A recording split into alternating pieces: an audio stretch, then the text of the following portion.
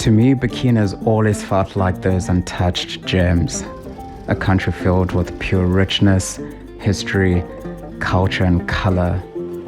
It was during a recent respite where we had the privilege to witness the extraordinary clay-like rustic landscapes, its people, its hustle, the sublime heat, and the pure spirit of those that call it home. Since our partnership with the Ethical Fashion Initiative, we were immediately transported into the world of community and the importance of working with those that look like you. We explored the Cabas textile community in Ouagadougou. Those that are part of this collective are incredibly gifted within their finesse of craft and together hold the importance of what it means to use your time and talent as a means of service and purpose.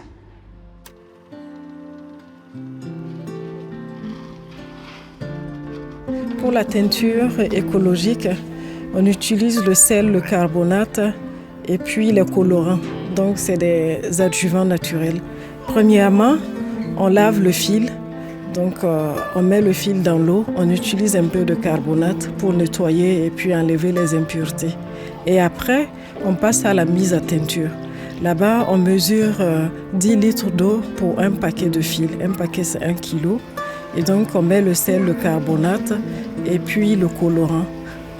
Après, on met au feu et on commence à tourner, à bien malaxer pour que le fil pénètre bien dans la teinture.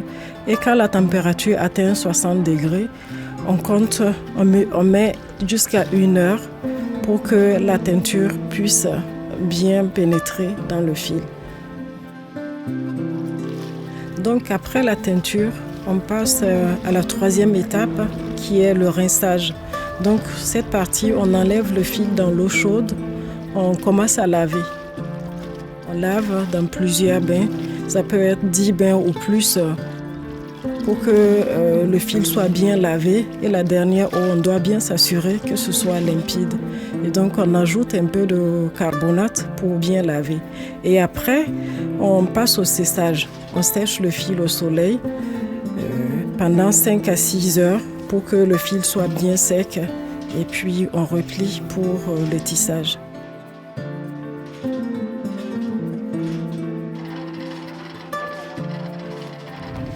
Voilà, pour cette étape, on amène le fil dans l'atelier de tissage. On passe par le bobinage. On bobine donc le fil et après on passe au cantre. On place le fil là sur le cantre. Et donc après, on met le fil, chaque fil dans les listes sur le support de tension. Et après, on met sur le pain, dans les dents du pain pour ensuite commencer l'ourdissage.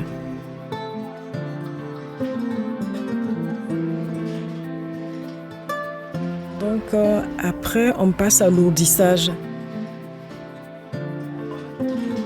Et donc après cette étape, il faut nouer le fil.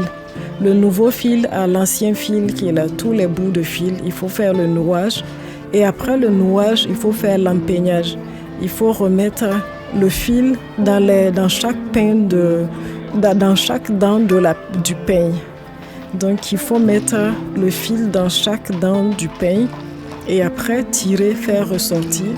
Et maintenant, bobiner le fil dans la navette et commencer maintenant à faire le tissage. Commencer les pédalages pour le tissage. Je suis Véronique Ouédraogo, la coordinatrice de la coopérative APEPF. Donc APEPF signifie Association pour la protection de l'enfance, la promotion de la femme.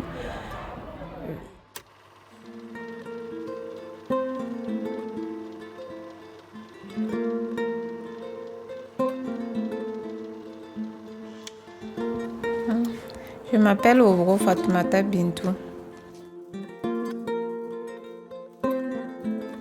Je travaille à l'association Zodo pour la promotion de la femme à ZPF.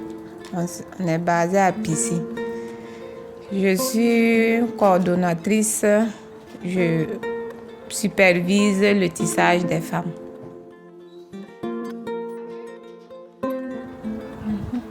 Quand nous travaillons en groupe, en tout cas, ça nous apporte beaucoup de choses parce Toutes les femmes sont regroupées, le travail va plus vite, les tâches sont reparties, ainsi de suite. Donc le travail va plus vite.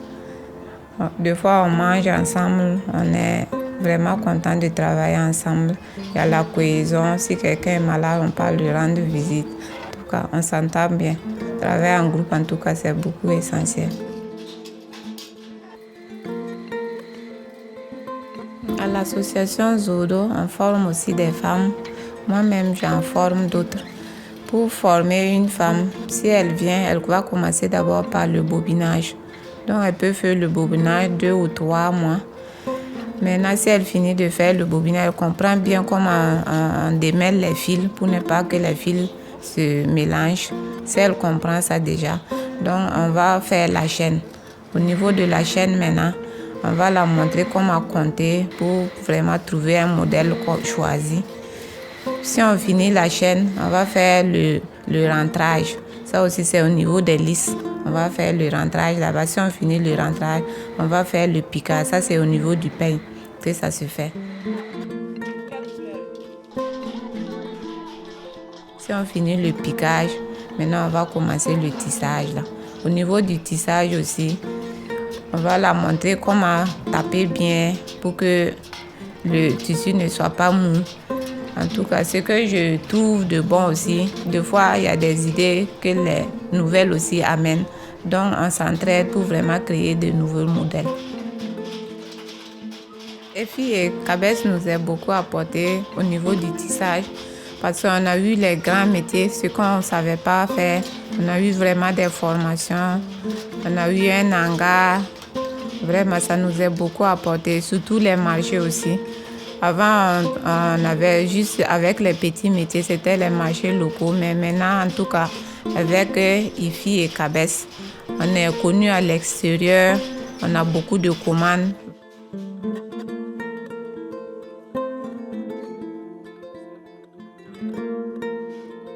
Au niveau du tissage, en tout cas, chaque femme a un rôle.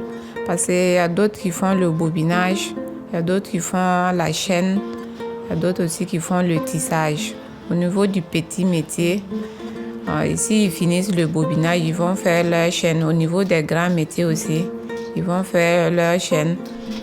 S'ils finissent, ils vont faire le nouage ou bien le rentrage, puis le piquage, et puis le tissage va commencer proprement dit.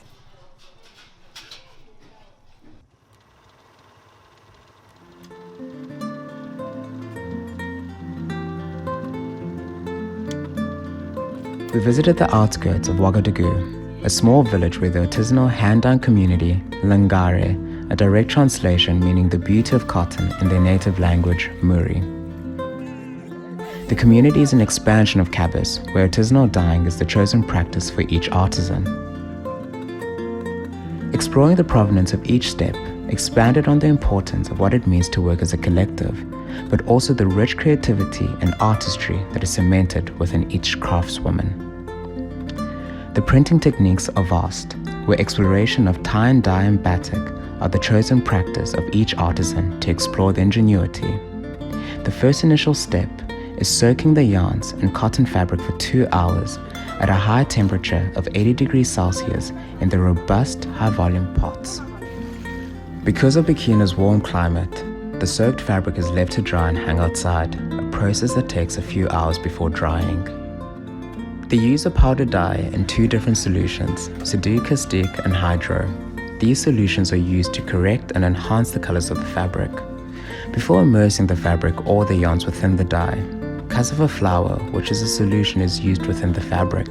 This is to eliminate any chances of white spotting to appear while attempting to dye the fabric. The dyeing process begins when the fabric is bathed within the pigment dye in hot water. Through this practice, each artisan thoroughly immerses and simmers the fabric for absorption. The fabric is then placed on a larger base where each artisan explores a gather technique to their own discretion to create their own proposed print. The little gathers are then compressed together and tied with a string to retain shape and placement. Within this step, the fabric is not submerged but rather steadily placed in the contrasting color dye. The rhythmic notion of swaying the fabric with the dye only absorbs the exposed areas, leaving a permanent dye in the fabric. The final step is now left to washing and soaking the dyed fabric in clear water with a gentle fabric softener, then left to be hung and dried. The practice and spirit behind this are extremely artisanal, where their instinct and ingenuity are used to determine time and the sensibility of each piece created.